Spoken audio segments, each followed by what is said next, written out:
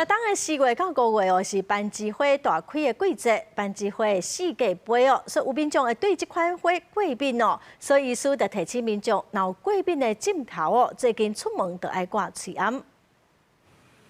白色的班機花四季杯就親像落雪同款，雖然看起來真水，不過也造成一寡困擾。新竹地區逐年4月到5月班機花開的時陣，唔但影響用路人的安全，甚至還會引起嚴重過敏。就是每次經過這裡的時候都會過敏，然後一直打噴嚏，尤其大概是每年的5